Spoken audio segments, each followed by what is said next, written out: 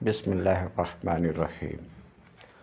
باب العلم انواریہ educational society و جامعہ انواریہ حیدرآباد انڈیا کے زیر اہتمام اللہ تعالیٰ کی توفیق سے علم الصیغہ کا درس قسط وار جاری ہے۔ آج کا درس اسم اعلیٰ اور اسم ظرف کے ذکر سے وابستہ ہے۔ مصنف کہتے ہیں اسم اعلیٰ کے دلالت کند بر اعلی صدور فعل برس وزن آیت مفعل مفعلۃ مفعال۔ اسم اعلیٰ کا بیان۔ اسم اعلیٰ کا لغوی معنی۔ اعلیٰ لغت میں اوزار یعنی اس چیز کو کہتے ہیں جس سے کوئی کام کیا جائے۔ اسم اعلیٰ کا اصطلاحی معنی ہے الواسطۃ بین الفاعل و منفعلہ فی وصول اثرہ الیہ، بلفظ دیگر هو ما يعالج به الفاعل المفعول بوصول الاثر الیہ۔ ہر اس چیز کو کہتے ہیں اسم اعلیٰ جس کے ذریعے سے کوئی کام کیا جائے، جیسے مفتاح کھولنے کا آلہ۔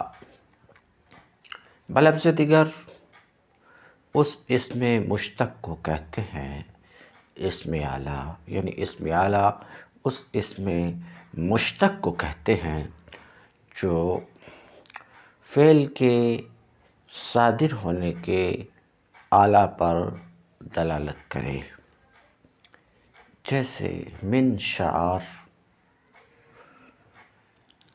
چیرنے کا آلہ یعنی آرا۔ واضح ہے کہ اسم اعلیٰ کی دو قسمیں ہیں، سماعی اور قیاسی۔ اسم اعلیٰ سماعی سے صرفی حضرات بحث نہیں کرتے، وہ اسم جامد ہوتا ہے، جیسے کہ قلم، لسان وغیرہ، یہ بھی اسم اعلیٰ ہیں، مگر صرفی ان سے بحث نہیں کرتے۔ اسم اعلیٰ کی دوسری قسم قیاسی ہے، اسی سے صرفیوں کی بحث وابستہ ہے۔ اسم اعلیٰ قیاسی کے تین اوزان ہیں، مفعل، مفعلۃ، مفعال۔ مفعل کو اسم اعلیٰ صغریٰ کہتے ہیں، مفعلۃ کو اسم اعلیٰ وسطیٰ کہتے ہیں، اور مفعال کو اسم اعلیٰ کبریٰ کہتے ہیں۔ اسم اعلیٰ ثلاثی مجرد کے ابواب سے بنتا ہے، چنانچہ ثلاثی مجرد کے ان ابواب سے بنتا ہے جس میں رنگ اور عیب والے معنی نہ پائے جائیں۔ ثلاثی مجرد کی وہ باب جس میں رنگ اور عیب والا معنی ہو، اسی طرح ثلاثی مجرد کے علاوہ دیگر ابواب سے اسم اعلیٰ بھی نہیں بنتا ہے۔ ہاں، اگر ثلاثی مجرد کے علاوہ دیگر ابواب سے یا لون و عیب سے اسم اعلیٰ کا معنی ادا کرنا مقصود ہو تو اسم اعلیٰ بنانے کا اس وقت طریقہ یہ ہے کہ اس باب کے مصدر کے شروع میں ما بھی لگا دیں تو اسم اعلیٰ بن جائے گا، جیسے ما بہ السواد، کالا کرنے کا آلہ. ما بہل بیاض ہو، ما بہت تصریف ہو، ما بہت دہرجہ. اسم اعلیٰ کیاسی فعل مضارع سے بنتا ہے. اس کا طریقہ یہ ہے کہ مضارع کی علامت یعنی حمزہ، تا یا نون کو حذف کر کے شروع میں میم مکسور جو اسم اعلیٰ کی علامت ہے وہ لائی جاتی ہے. تو کیا کہا؟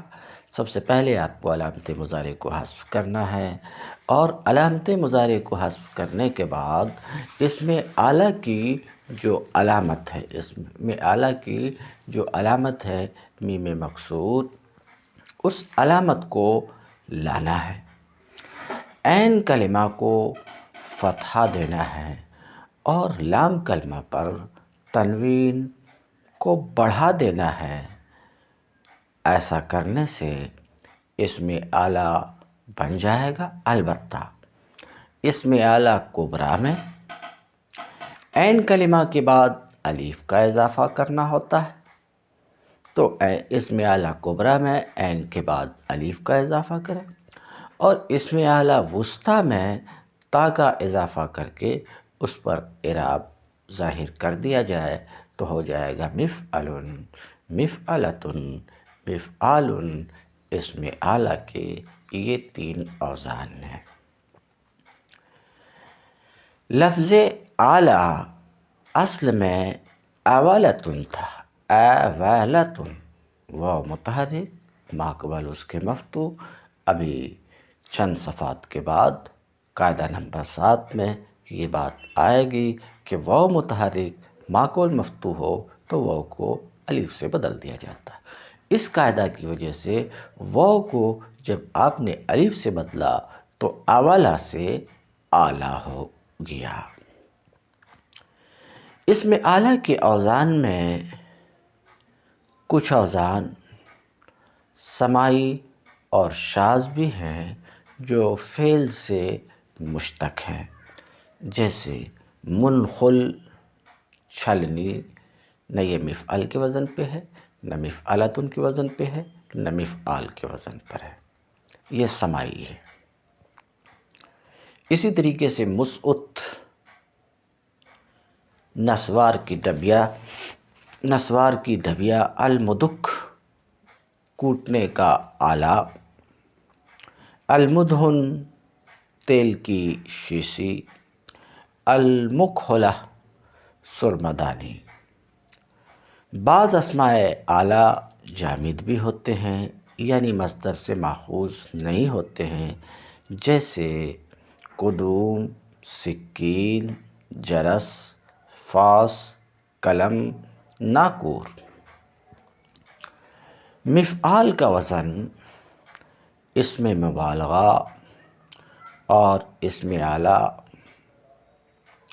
دونوں میں مشترک ہے. مفعال جو اسم اعلیٰ کا ایک وزن آپ نے دیکھا، تو یہ مفعال کا وزن اسم اعلیٰ اور اسم مبالغہ دونوں میں مشترک ہے، تاہم دونوں میں فرق لفظی یا معنوی قرینہ سے ہوگا. واضح رہے کہ اسم اعلیٰ میں تذکیر و تانیث کا کوئی فرق نہیں ہوتا. کبھی اسم اعلیٰ کے لیے فاعل کا وزن بھی آ جاتا ہے بلفظ دیگر. کبھی اسم اعلیٰ فاعل کے وزن پر بھی آتا ہے، جیسے خاتم، مہر کرنے کا آلہ. اب ان تفاصیل کو پیش نظر رکھتے ہوئے متن کی عبارت، کتاب کی عبارت حل کریں. مصنف کہتے ہیں اسم اعلیٰ کی دلالت کند بر اعلیٰ صدور فعل برس وزن آید. اسم اعلیٰ وہ اسم مشتق ہے. اسم اعلیٰ اس اسم مشتق کو کہتے ہیں جو فعل کے صدور، فعل کے صادر ہونے کے आला पर दलालत करे, फ़ेल के सादिर होने के औज़ार पर दलालत करे, ये इसमें आला है। बरसे वज़न आयत, इसमें आला 3 वज़न पर आता है और वो 3 औज़ान क्या है? मिफ़अलुन है, मिफ़अलतुन है, मिफ़आलुन है। जैसा कि मैं अर्ज़ कर चुका कि तज़कीर व तानीस का इतलाक़ इसमें आला पर नहीं होता, इसी तरीके से इसमें ज़र्फ़ पर भी तज़कीर व तानीस का इतलाक़ नहीं होता, इसलिए कि तज़कीर व तानीस मौक़ूफ़ है फ़ाइल पर और ज़ुरूफ़ व आला फ़ाइल को नहीं चाहते हैं, इसलिए इसमें आला में, इसी तरीके से इसमें ज़र्फ़ में भी तज़कीर व तानीस का कोई फ़र्क नहीं है। बहस इसमें आला। मिनसरुन मिफ़अलुन, एक वज़न मिफ़अलुन है। मिनसरुन मदद करने का आला, एक आला। मिनसरा ने मदद करने के 2 आले, मिनसरै ने मदद करने के 2 आले। तस्निया के 2 सेगे क्यों हैं? इससे पहले इसम फ़ाइल, इसम मफ़ूल वगैरह मैं ज़िक्र कर चुका हूँ, बार बार ज़िक्र की ज़रूरत नहीं है। मनासिरो मिनसरुन की जमा है, तो मिनसरुन, मिनसरा ने, मिनसरै ने, मनासिरो मदद करने के कई आले, बहस इसम आला। मिनसरतुन मदद करने का एक आला, मिनसरताने, मिनसरतैने मदद करने के 2 आले, मनासिरो मदद करने के कई आले।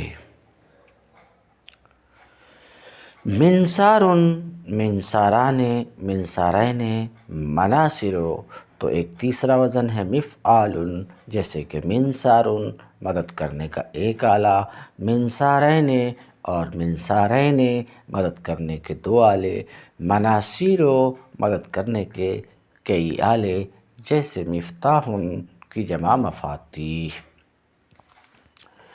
वगाहे बरवज़न फ़ाअलुन आयत, ये बात भी आपके ज़हन में रहे। साहिब इल्म सिगा कहते हैं कि इसमें आला कभी फ़ाअलुन के वज़न पर भी आता है, जैसे ख़ातमुन, आले ख़त्म यानी महर करने का आला, और आलम, आले दानिस्तन जानने का आला।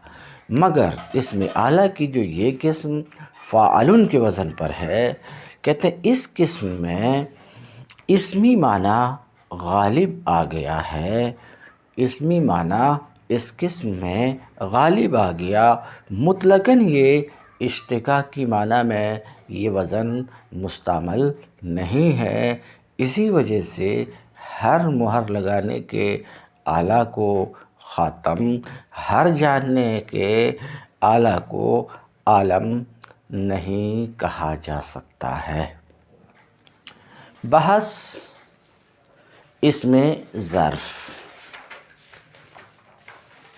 बहस इसमें ज़र्फ़, तो इसमें ज़र्फ़ के बारे में कहते हैं, इसमें ज़र्फ़ दलालत कुनद बरजाए सदूर फ़ेल या वक्त सदूर फ़ेल अज़ मफ़तूहुल ऐन व मज़मूमुल ऐन व नाकिस मुतलकन बरवज़न मफ़अल आयत। इसमें ज़र्फ़ का बयान, इसमें ज़र्फ़ का बयान। ज़र्फ़ का लुग़वी माना बर्तन है, यानी ज़र्फ़ लुग़त में बर्तन को कहते हैं। इसमें ज़र्फ़ का इस्तिलाही माना मा यबनी मिन फ़ेलिन लियदुल्ल अला मकानिही और ज़मानिही। इसमें ज़र्फ़ उस कलिमा को कहते हैं जो माने मस्तरी के साथ किसी जगह یا وقت پر دلالت کرے، بلفظ دیگر اسم ظرف اس اسم مشتق کو کہتے ہیں جو فعل صادر ہونے کی جگہ یا وقت پر دلالت کرے، جیسے منصر مدد کرنے کی جگہ یا مدد کرنے کا وقت۔ اسم ظرف کس سے بنتا ہے، کس طریقے سے بنتا ہے؟ تو اسم ظرف فعل مضارع سے بنتا ہے۔ فعل مضارع سے علامت مضارع حذف کیجیے۔ اسم ظرف اگر آپ بنانا چاہتے ہیں تو فعل مضارع سے علامت مضارع کو حذف کیجیے اور علامت مضارع کی جگہ اسم ظرف کی علامت یعنی میم مفتوح کا اضافہ کریں۔ تو اسم ظرف آپ بنانا چاہ رہے ہیں تو فعل مضارع سے بنے گا، فعل مضارع سے بنے گا۔ کیسے بنے گا؟ علامت مضارع کو حذف کریں گے اور اس کی جگہ پہ اسم ظرف کی علامت یعنی میم مفتوح کا اضافہ کرتا ہے۔ لام کلمہ پر تنوین لے آئیں اور عین کلمہ کی حرکت قانون کے مطابق ہوگی۔ قانون آنا چاہتا ہے اگر اسم ظرف وقت پر دلالت کر رہا ہے، وقت پر دلالت کرے تو اس کو ظرف زمان کہتے ہیں، اور اگر مکان پر دلالت کرے تو اسے ظرف مکان کہتے ہیں۔ یعنی اس میں ظرف کی دو قسم ہیں، ظرف زمان، ظرف مکان۔ وقت پر دلالت کر رہا ہے تو ظرف زمان ہے، ظرف زمان ہے، اور جگہ کو بتا رہا ہے تو ظرف مکان ہے۔ منصر مدد کرنے کی جگہ تو یہ ظرف مکان ہے، اور منصر مدد کرنے کا وقت تو یہ ظرف زمان ہے، وقت۔ ظرف زمان ہو کہ مکان، اس کی دو قسمیں ہیں، سماعی اور قیاسی۔ کتنی قسمیں ہیں؟ دو قسمیں، سماعی اور قیاسی۔ سماعی اسے کہتے ہیں جس کے بنانے کا قاعدہ کلیہ نہیں ہے۔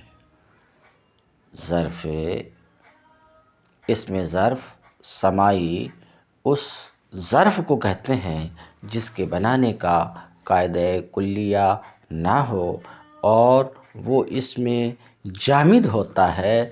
ان میں معرب اور مبنی بھی ہوتے ہیں۔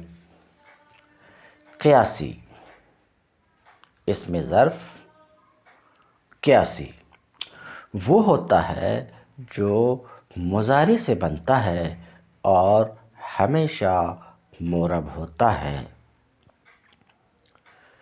ظرف زمان اور مکان کا صیغہ ایک ہی ہوتا ہے، فرق موقع محل سے ہوتا ہے۔ اسم ظرف کی بنا فعل سے کیوں کر ہوتی ہے؟ تو اسم ظرف کی بنا فعل سے اس لیے کی گئی کہ بعض اوقات فعل ظرف میں واقع ہوتا ہے۔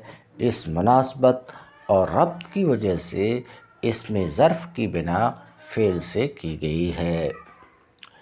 اسم ظرف کی بنا افعال میں فعل مضارع سے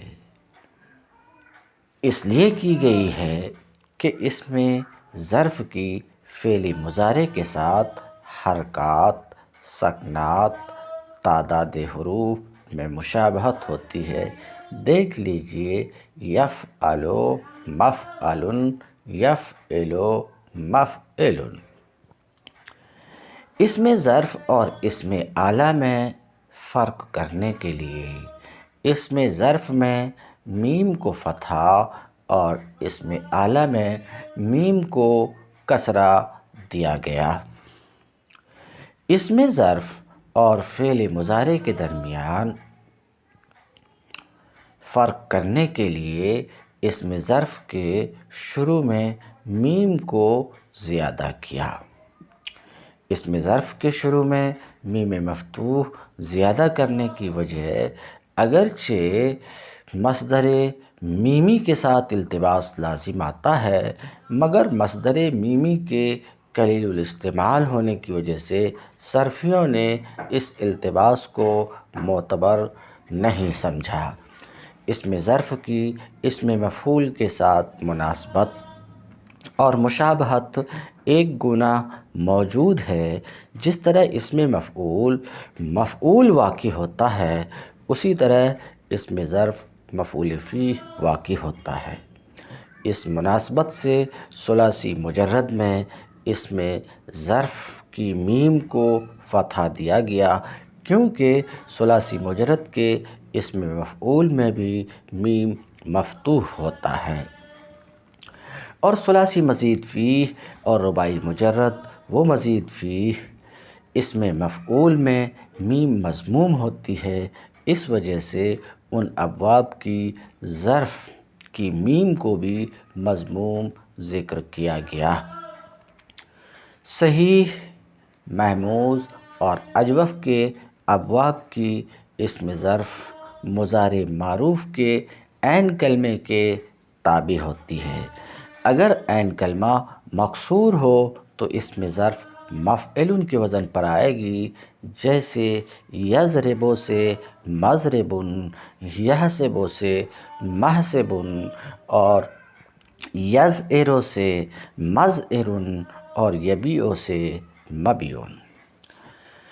اگر عین کلمہ مضموم یا مفتوح ہو تو اسم ظرف مفعل کے وزن پر آئے گی، جیسے ینصر سے منصر اور مفتوح العین جیسے یعلم سے معلم۔ محموز کی مثال جب عین کلمہ مضموم ہو، جیسے یامر سے مامر، اور مفتوح العین کی مثال جیسے یامن سے مامن۔ اجوف کی مثال جب عین کلمہ مضموم ہو، جیسے یقول سے مقال، اور عین کلمہ مفتوح کی مثال جیسے یخاف سے مخاف۔ مثال کی اسم ظرف خواہ مثال واوی ہو یا یائی ہو، مضارع کا عین کلمہ مکسور ہو یا نہ ہو، اس کی ظرف مفعل کے وزن پر آتی ہے، جیسے یعد سے موعد اور یسر سے میسر۔ ناقص، لفیف اور بعض صرفیوں کے قول کے مطابق مضاف بھی چاہے ناقص واوی ہو یا یائی ہو، لفیف مفروق ہو یا مقرون ہو، بہر صورت اس کی ظرف مفعل کے وزن پر آتی ہے۔ ناقص واوی کی مثال جیسے یدعو سے مدعا، ناقص یائی کی مثال جیسے یرمی سے مرمى، لفیف مفروق کی مثال جیسے یقی سے موقع، لفیف مقرون کی مثال جیسے یطوی سے مطوع، اور مضاف کی مثال جیسے یمد یفر سے ممد اور مفر پہ ابھی علم الصیغہ میں گفتگو ہوگی۔ ثلاثی مجرد کے علاوہ ثلاثی مزید فی، رباعی مجرد، رباعی مزید فی کی اسم ظرف اسی باب کے اسم مفعول کے وزن پر آتا ہے۔ ثلاثی مزید فی کی مثال جیسے مکرم، رباعی مجرد کی مثال جیسے مدحرج، اور رباعی مزید فی کی مثال جیسے متدحرج۔ صحیح کہ وہ الفاظ جن کی مضارع معروف مضموم العین ہے لیکن پھر بھی خلاف قانون ان کی ظرف مفعول کے وزن پر آتی ہیں، وہ چند الفاظ ہیں جیسے مسجد، مشرق، مغرب، منسک، مطلع، منبت، مسکت، مخزن۔ ترجمہ آگے ہوگا اس کا انشاءاللہ۔ مصدر میمی اسم مفعول اور اسم ظرف غیر ثلاثی افعال سے ایک ہی وزن پر آتے ہیں۔ ان میں فرق موقع محل سے کیا جاتا ہے، جیسے نعم المستقی، المستقی یہاں مصدر میمی ہے، مستقل مائے قریب یہاں مستقی ظرف مکان ہے، مستقل زرع فی الصباح یہاں مستقی ظرف زمان ہے، ھذا الماء مستقی بالدلو یہاں مستقی اس میں مفعول ہے۔ بعض اوقات ظرف کے معنی میں کثرت اور مبالغہ کا معنی حاصل کرنے کے لیے ظرف کے آخر میں تاء متحرکہ لگا دیتے ہیں، جیسے مدرسۃ، مقبرۃ، محکمۃ اور مملکۃ۔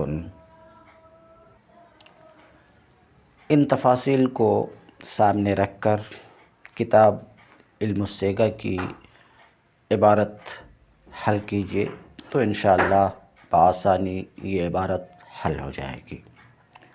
اسم ظرف دلالت می کند بر جائے صدور فعل یا وقت صدور فعل۔ اسم ظرف اس اسم مشتق کو کہتے ہیں جو فعل کے صادر ہونے کی جگہ یا فعل کے صادر ہونے کے وقت کو بتائے، جیسے مضرب مارنے کی جگہ یا مارنے کا وقت، منصر مدد کرنے کی جگہ یا مدد کرنے کا وقت۔ از مفتوح العین و مضموم العین و ناقص مطلقاً بر وزن مفعل آید۔ کیا بتانا چاہ رہے ہیں؟ اس میں ظرف کا وزن بنانے کا طریقہ بول چکا ہوں۔ اس میں ظرف دو وزن پر آتا ہے، ایک مفعل ثلاثی مجرد سے، ایک مفعل۔ مفعل کے وزن پر کب آتا ہے اور مفعل کے وزن پر کب آتا ہے؟ اس میں ظرف کی یہی دو وزن ہیں، مفعل، مفعل۔ تو قاعدہ بتا رہے ہیں کہ یاد رکھیے مضارع مفتوح العین ہے، جیسے یفتح کا عین کلمہ مفتوح ہے، یفتح، یفتح، یسمع عین کلمہ مفتوح ہے، تو مضارع مفتوح العین سے۔ اسی طریقے سے مضارع مضموم العین ہے، جیسے ینصر، تو مضارع مفتوح العین، مضارع مضموم العین، اور اسی طریقے سے ناقص سے مطلقاً، ناقص چاہے مفتوح العین سے ہو، چاہے مضموم العین سے ہو، چاہے مکسور العین سے ہو، چاہے مفتوح العین سے ہو۔ ناقص سے مطلقاً، ناقص پیچھے ذکر کر چکا ہوں کہ ناقص اس معطل کو کہتے ہیں جس کے لام کلمے میں حرف علت ہو، جیسے کہ رمى پیچھے آپ دیکھ چکے۔ تو اس میں ظرف کا ایک وزن مفعل ہے، مفعل کے وزن پر عین کے فتحہ کے ساتھ اس میں ظرف کب آتا ہے؟ مضارع مضموم العین ہے یا مضارع مفتوح العین ہے یا ناقص مطلقاً، ان سے اس میں ظرف مفعل کے وزن پر آتا ہے۔ چنانچہ یفتح سے مفتح، یسمع سے مسمع، ینصر سے منصر، اور یرمی سے مرمى، مرمى بھی اصل میں مرمى ينطى یا متحرک ما کو المفتوح یا کو الف سے بدلا، پھر وہ الگ بات رہی۔ تو ان تینوں سے مضارع مفتوح العین، مضارع مضموم العین اور ناقص سے اسم ظرف مطلقاً مفعل کے وزن پر آتا ہے، ایسا مصنف بتا رہے ہیں اور ٹھیک بتا رہے ہیں۔ کہتے ہیں از مفتوح العین اسم ظرف مضارع مفتوح العین اور مضارع مضموم العین اور ناقص سے مطلقاً مفعل کے وزن پر آتا ہے عین کے فتح کے ساتھ، یعنی مفتح، یہ مضارع مفتوح العین کی مثال ہے، اور منصر مضارع مضموم العین کی مثال ہے، اور مرمى ناقص کی مثال ہے۔ ان تینوں سے مضارع مفتوح العین، مضموم العین، ناقص سے اسم ظرف مطلقاً مفعل کے وزن پر آتا۔ وَأَز مکسور العین وَأَز مثال وَأَز مکسور العین وَأَز مثال مطلقاً بروزن مفعل آید بکسر عین، اور اسم ظرف مضارع مکسور العین سے، مضارع مکسور العین سے اور مثال سے، مثال کا معنی بھی پہلے بتا چکا ہوں، جس کے فا کلمے میں حرف علت ہو، جیسے وعد ہے، جیسے یسر ہے۔ تو اسم ظرف کا دوسرا وزن ہے مفعل، پہلا وزن مفعل، مفعل کے وزن پر اسم ظرف کب آتا ہے وہ تفصیل گزر چکی ہے۔ مفعل کے وزن پر اسم ظرف کب آتا ہے یہ بتا رہے ہیں کہ مضارع اگر مکسور العین ہے یا وہ مثال سے ہے تو ان دونوں صورت میں اسم ظرف مفعل کے وزن پر آئے گا۔ چنانچہ یضرب مضارع مکسور العین، یحسب مضارع مکسور العین، ان دونوں سے اسم ظرف کیا آئے گا؟ مضرب، عین کے کسرے کے ساتھ مفعل کے وزن پر، محسب۔ اسی طریقے سے مثال سے بھی اسم ظرف مطلقاً مفعل کے وزن پر آتا ہے، جیسے موعد، میسر، موقع، جس کو لوگ عام طور سے موقع بولتے ہیں، موقع واقع ہونے کی جگہ یا واقع ہونے کا وقت۔ تو کہتے ہیں کہ اسم ظرف مضارع مکسور العین وَأَز مکسور العین، اسم ظرف مضارع مکسور العین اور مثال سے مطلقاً مفعل کے وزن پر آتا ہے عین کے کسرہ کے ساتھ، مفعول عین کے کسرے کے ساتھ، جیسے مضرب مضارع مکسور العین کی مثال ہے، موقع مثال کی مثال ہے۔ وآنکہ بعض صرفیاں گفتہ اند۔ اب ایک سوال کا جواب دے رہے ہیں کہ یہ بات مصنف نے اب تک بتایا کہ اسم ظرف کا دو وزن ہے، مفعل اور مفعل۔ مفعل کے وزن پر اسم ظرف کب آتا ہے؟ جب مضارع مضموم العین ہے یا مفتوح العین ہے یا ناقص ہے۔ اعتراض یہ کہ مصنف کی یہ گفتگو ناقص ہے۔ مفعل کے وزن پر ان تین صورتوں میں اسم ظرف تو آتا ہی ہے، ایک صورت اور بھی ہے، اگر مضاف ہے، خواہ وہ کسی بھی باب سے ہے، کہنے بعض صرفیوں نے کہا مضاف ہے، کسی بھی باب سے ہے، تو اسم ظرف مفعل کے وزن پر آتا ہے۔ اس کی تردید یہاں صاحب علم الصیغہ کرتے ہیں کہ یہ بات درست نہیں ہے جو بعض صرفیوں نے کہا ہے کہ مضاف سے مطلقاً اسم ظرف مفعل کے وزن پر آتا ہے، یہ بات درست نہیں ہے۔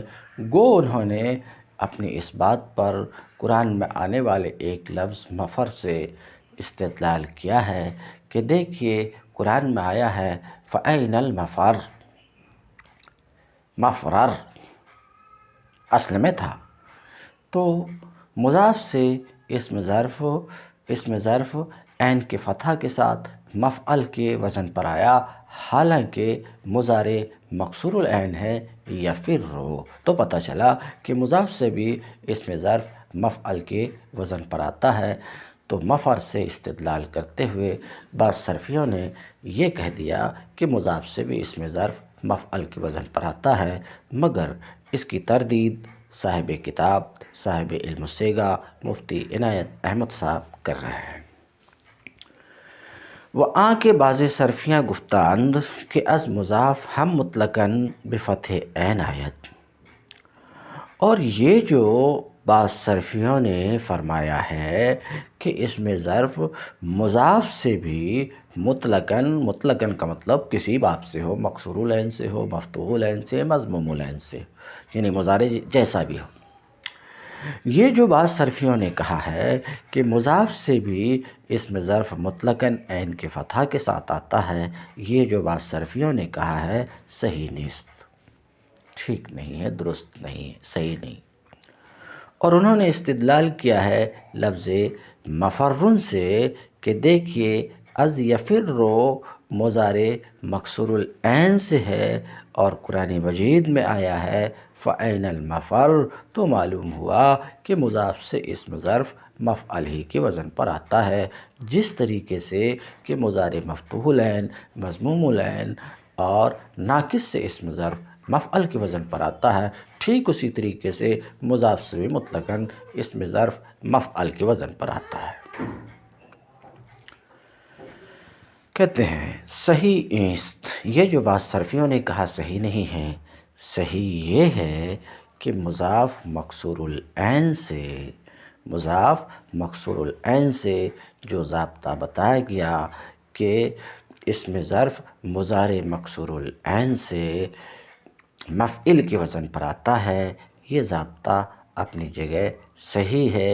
جس طریقے سے صحیح وغیرہ میں یہ ضابطہ جاری ہے، ویسے ہی مضاف میں بھی یہ ضابطہ جاری ہے کہ صحیح یہ ہے کہ مضاف مکسور العین سے بھی مضاف مکسور العین سے اسم ظرف عین کے کسرہ کے ساتھ مفعل کے وزن پر آتا ہے، جیسے کہ محل، حل یحل، ضرب یضرب کے باب سے مضارع مکسور العین ہے اور اسم ظرف محل ہے اور لفظ محل بھی قرآن مجید میں آیا ہے، جیسا کہ قرآن میں ہے حتیٰ یبلغ الہدی محلہ، سورہ بقرہ میں ہے یہاں تک کہ قربانی اپنی جگہ میں پہنچ جائے۔ اور جگہ میں پہنچنے کی تفسیر میں ہمارا اور امام شافعی کا اختلاف ہے کہ قربانی کے اپنی جگہ میں پہنچنے سے مراد کیا ہے، وہ ایک فقہی مسئلہ ہے۔ یہاں اس وقت ہم صرفی مسئلے میں ہیں، تو دیکھیے محل، حل یحل مضارع مکسور العین سے ہونے کی وجہ سے اس میں ظرف مضاف سے، جو یہ مضاف ہے حل یحل، دو حروف ایک طرح کے ہیں، مضاف سے مفعل کے وزن پر آیا، لہذا یہ کہنا کہ مضاف سے مطلقاً اسم ظرف مفعل کے وزن پر آتا ہے درست نہیں ہے۔ تو پھر مفر کا کیا جواب دیا جائے گا؟ کہتے ہیں لفظ مفر کا صرفی حضرات جواب دیے ہیں کہ مفر ظرف نہیں ہے، عین المفر میں مفر ظرف ہے ہی نہیں کہ اس سے آپ استدلال کر سکو اس بات پر کہ مضارع مکسور العین سے بھی اسم ظرف مفعل ہی کی وزن پر آتا ہے، تاکہ آگے بڑھ کے کہہ دو کہ مضاف سے مطلقاً مفعل کے وزن پر آتا ہے، یہ اسم ظرف ہے ہی نہیں۔ بلکہ مفر مصدر میمی ہے، مصدر میمی کا تذکرہ 3 سبق پہلے میں کر چکا ہوں۔ مصدر میمی نام ہے اس مصدر کا جو مفعل کے وزن پر آتا ہے اور یہ کثیر الاستعمال ہے۔ صیغہ ظرف کے بر معنی وقت دلالت کند، ظرف کا وہ صیغہ جو وقت کے معنی کو بتائے اس کو ظرف زمان کہتے ہیں۔ ظرف کی تقسیم کر رہے ہیں کہ اس میں ظرف کی 2 قسمیں ہیں، ایک ظرف زمان، ایک ظرف مکان۔ وقت کے معنی کو اگر بتا رہا ہے تو وہ ظرف زمان ہے، اور جگہ کے معنی کو بتا رہا ہے تو ظرف مکان ہے۔ ظرف کا وہ صیغہ جو وقت کے معنی کو بتائے، آنرا ظرف زمان گوید، اس کو ظرف زمان کہتے ہیں، اور وہ جو جگہ کے معنی پر دلالت کرے اس کو ظرف مکان کہتے ہیں۔ بحث اس میں ظرف۔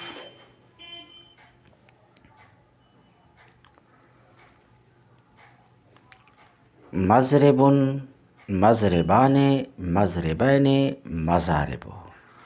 مضرب مارنے کی ایک جگہ یا ایک وقت۔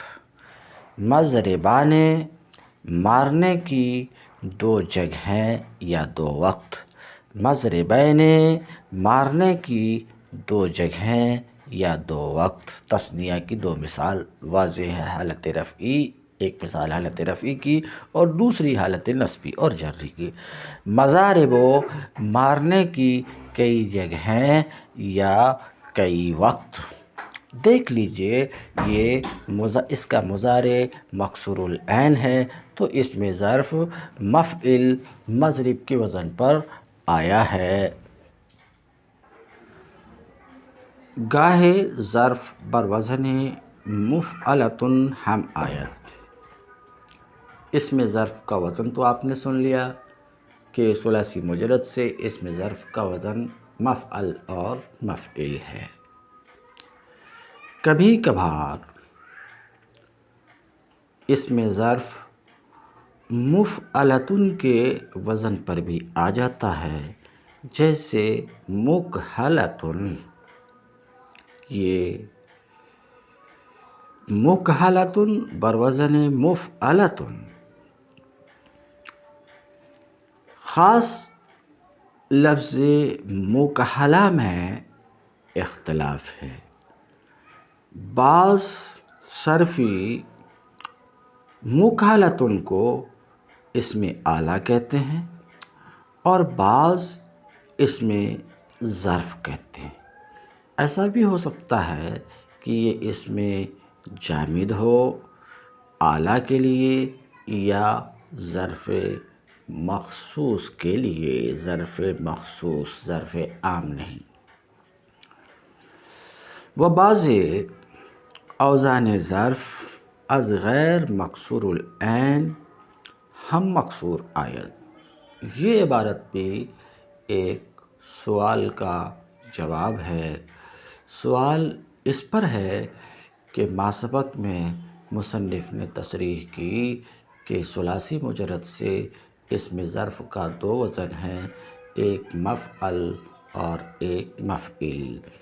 مفعل کے لیے ضابطہ انہوں نے یہ بتایا تھا کہ مضارع مفتوح العین سے اسم ظرف مفعل کے وزن پر آتا ہے، اسی طریقے سے ناقص سے اسم ظرف مفعل کے وزن پر آتا ہے۔ اسی طریقے سے انہوں نے یہ بھی کہا کہ مضارع مضموم العین سے بھی اسم ظرف مفعل کے وزن پر آتا ہے۔ تو اب اعتراض یہ ہے کہ ہمارے سامنے 13 الفاظ ایسے ہیں، 13 الفاظ ایسے ہیں کہ وہ مضارع مضموم العین سے ہیں مگر مفعل کے وزن پر نہیں ہیں بلکہ مفعل کے وزن پر ہیں۔ تو پھر یہ ضابطہ کہاں گیا کہ مضارع مضموم العین سے اسم ظرف مفعل کے وزن پر، مضارع مضموم العین سے اسم ظرف مفعل کے وزن پر آتا ہے، یہ ضابطہ تو ضابطہ نہیں رہا۔ یہ اس سوال کا جواب دے رہے ہیں۔ جواب کا حاصل یہ کہ عربی لغت میں 13 الفاظ صرف ہم کو ایسے ملتے ہیں، ہزاروں لاکھوں میں 13 الفاظ صرف ایسے ملتے ہیں کہ ان الفاظ کا مضارع مضموم العین ہے مگر اس کے باوجود اسم ظرف مفعل کے بجائے مفعل کے وزن پر آیا ہے۔ یہ ہے، مگر ایسا بھی نہیں ہے کہ صرف مفعل ہی کے وزن پر آیا ہے بلکہ قیاس کے مطابق مفعل کے وزن پر بھی آیا ہے، یہ الگ بات ہے کہ مفعول کے وزن پر زیادہ مستعمل ہے۔ مثلاً مسجد سجدہ کرنے کی جگہ، مسجد سجدہ کرنے کی جگہ، تو مسجد مفعول کے وزن پر آیا، حالانکہ قیاس کا تقاضا یہ تھا کسے آنا چاہیے، مسجد، کیونکہ اس کا مضارع مضموم العین ہے، یسجد، تو جواب دیا یہ خلاف قیاس ہے، ایک جواب۔ دوسرا، قیاس کے موافق بھی آیا ہے، مسجد بھی آیا ہے۔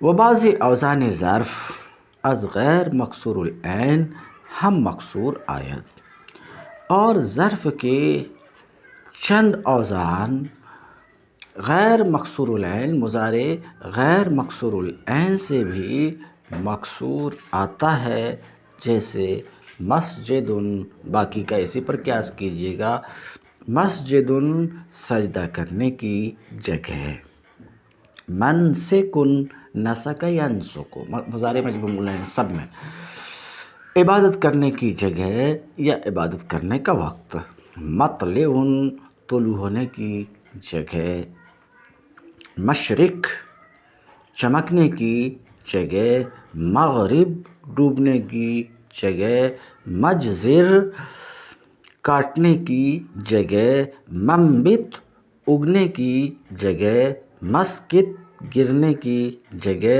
مفرق الگ ہونے کی جگہ۔ یہ تھوڑے سے ظرف کے اوزان ہیں جو غیر مکسور العین سے بھی کسرے کے ساتھ آ گئے ہیں، مگر ان اوزان میں قیاس کے موافق مفعول کے وزن پر بھی آتا ہے، چنانچہ مسجد کی طرح مسجد، منسک کی طرح منسک، مطلع کی جگہ مطلع، مشرق کی جگہ مشرق بھی آتا ہے۔ بات ختم ہوئی۔ فائدہ: برائے جائے کہ چیزیں درجہ بکثرت باشد، وزن مفعلہ آید، ایسی جگہ جہاں کوئی چیز بکثرت موجود ہو، کثرت کے ساتھ کوئی چیز موجود ہو، اس کے لیے مفعلہ کا وزن آتا ہے، جیسے وہ جگہ جہاں قبر زیادہ ہو اسے مقبرہ، وہ جگہ جہاں شیر زیادہ ہوں ماسدہ۔ ووزن فعلہ، برائے چیزیں کے بوقت فعل بیفتد، اور فعلہ کا وزن ایسی چیز کے لیے جو فعل کے وقت گرے، جیسے فعلہ، جیسے غسالہ، وہ پانی جو غسل کے وقت گرے اسے غسالہ کہتے ہیں، یہ بروزن فعلہ ہے۔ کناسہ، وہ چیز جو جھاڑو دینے کے وقت جھاڑو سے گرے اسے کناسہ کہتے ہیں۔ فائدہ: نزد کوفیاں مصدر ہم از مشتقات فعل است۔ مشتقات کا بیان جاری ہے۔ سنا آپ نے کہ اسماء مشتقہ، مصنف نے تصریح کی کہ اسماء مشتقہ 6 ہیں۔ اسماء مشتقہ کتنے ہیں؟ 6۔ شش اسم از فعل مشتق می سون، یہ مصنف کے الفاظ تھے۔ 6 اسم فعل سے مشتق ہوتے ہیں، ان 6 کی تفصیل گزر گئی، ابھی تک تفصیل گزری: اسم فاعل، اسم مفعول، اسم تفضیل، صفت مشبہ، اسم ظرف، اسم آلہ۔ یہ 6 وہ اسماء ہیں جو فعل سے مشتق ہوتے ہیں، جن کی تفصیل اب تک گزر چکی۔ کوفی ایسا مانتے ہیں کہ مصدر بھی فعل کے مشتقات میں سے ہیں، تو کوفیوں کے یہاں 6 کے بجائے اسماء مشتقہ 7 ہو گئے۔ نزد کوفیاں مصدر ہم، کوفیوں کے نزدیک مصدر بھی فعل کے مشتقات میں سے از مشتقات فعل است، مصدر بھی فعل کے مشتقات میں سے ہے، تو کوفی حضرات اسماء مشتقہ کو 7 بتاتے ہیں، 6 تو وہی اور 7واں خود مصدر۔ و تحقیق حق، تو کوفی 7 بتاتے ہیں، بصری 6 بتاتے ہیں۔ حق کیا ہے؟ مصدر فعل کے مشتقات میں سے ہے یا فعل مصدر کے مشتقات میں سے ہے؟ تحقیق حق دری کتاب در فصل افادات خواہد آمد۔ حق کی تحقیق کوفی جو یہ کہتے ہیں کہ مصدر بھی فعل کے مشتقات میں سے ہیں، کہتے ہیں حق کی تحقیق اس کتاب کے فصل افادات میں آئے گی۔ فصل افادات یعنی وہ قواعد و ضوابط جنہیں مصنف نے اپنے استاذ محمد صاحب سے افادتاً اس رسالہ کے آخر میں درج کیے ہیں، وہاں اس حق کی تحقیق آئے گی کہ مصدر بھی فعل کے مشتقات میں سے ہیں، مصدر بھی فعل کے مشتقات میں سے۔ بہرحال تو کوفی کیا مانتے ہیں کہ اسماء مشتقہ 7 ہیں، 6 وہی، 7واں مصدر۔ تو 6 جو اسم فاعل، اسم مفعول وغیرہ ہے، ان سب کے اوزان فکس ہیں، ان سب کے لیے قاعدہ کلیہ ہے۔ مثلاً ثلاثی مجرد سے اسم فاعل کا وزن فاعلٌ ہے، بنانے کا مخصوص طریقہ ہے۔ ثلاثی مزید وغیرہ سے بھی اسم فاعل کا وزن قیاسی ہے۔ یہی حال اسم مفعول کا ہے، فکس وزن ہے، قاعدہ کے تحت بنے ہیں۔ تو 6 کا حال تو یہ ہے کہ قیاسی ہیں، اسماء مشتقات میں سے 6 قیاسی ہیں۔ ایک صفت مشبہ میں ذرا دیکھ لیجئے، صفت مشبہ کو چھوڑ کے وہ سب قیاسی ہیں۔ تو کیا ثلاثی مجرد کے مصادر کے اوزان بھی قیاسی ہیں؟ جواب نہیں، قیاسی نہیں ہیں، سماعی ہیں۔ ثلاثی مجرد کے مصادر کے اوزان غیر قیاسی ہیں، سماعی ہیں، ان کے لیے کوئی قاعدہ کلیہ نہیں ہے۔ اوزان مصدر ثلاثی مجرد کے مصدر کے اوزان قاعدہ منضبطہ ندارت، کوئی قاعدہ کلیہ نہیں رکھتے ہیں۔ ہاں وَأَز غیرہا، ثلاثی مجرد کے سوا سے، یعنی ثلاثی مزید وغیرہ سے مصادر کے اوزان مقرر ہیں، جیسا کہ یہ تفصیل آئے گی۔ جناب استاذی مولوی سید محمد صاحب، اللہ ان کے درجے کو بلند فرمائے، ثلاثی مجرد کے مصادر کے اوزان کو اس طریقے پر بوضع نظم کے طریقے پر فرمائے ہیں جو حرکات اور مثالوں کے ضبط پر مشتمل ہے۔ افادۃً می نویسم، آپ کو فائدہ پہنچانے کے لیے لکھ رہا ہوں، اور اس کو میں کل انشاءاللہ آپ کے سامنے رکھوں گا۔ تم الدرس۔